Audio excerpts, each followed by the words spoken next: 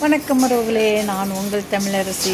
இப்போ நான் எங்கே வந்திருக்கேன்னா வசந்தன் கோ வந்திருக்கிறேன். வசந்தன் கோவில்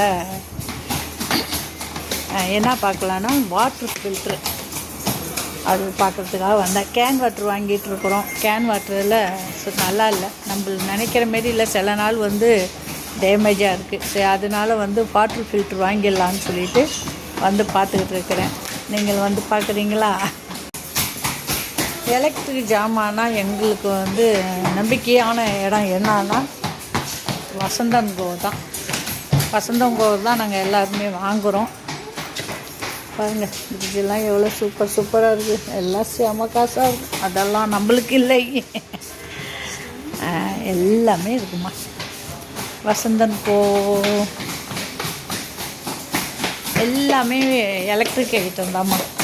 வாஷிங் மிஷின், ஃப்ரிட்ஜி அந்த செக்ஷனுக்கு தான் வந்திருக்கிறோம். வாஷிங் மிஷின், ஃப்ரிட்ஜெல்லாம் வாங்கலை. வாட்ரு ஃபில்ட்ரு, இந்த தண்ணி சூடு பண்ணி கொடுக்கும்ல, அந்த வாட்ரு ஃபில்ட்ரு வாங்கிறதுக்காக வந்திருக்கிறோம். பாருங்கள், ஃப்ரிட்ஜை பாருங்கள், சென்சார் அப்படியே ஆட்டோமேட்டிக்காக மோட்ரு தான் ஆட்டோமேட்டிக்காக திறக்கிறது. பாப்பா வரணுன்ற பாருங்கள், எம்புட்டு பெரிய ஃப்ரிட்ஜு பாருங்கள்.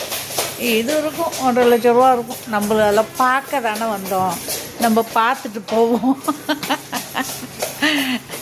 நம்ம வீட்டில் ஃப்ரிட்ஜு கிடையாதுங்க. கேட்டாலும் வாங்கி கொடுக்க மாட்டேங்கிறாங்க.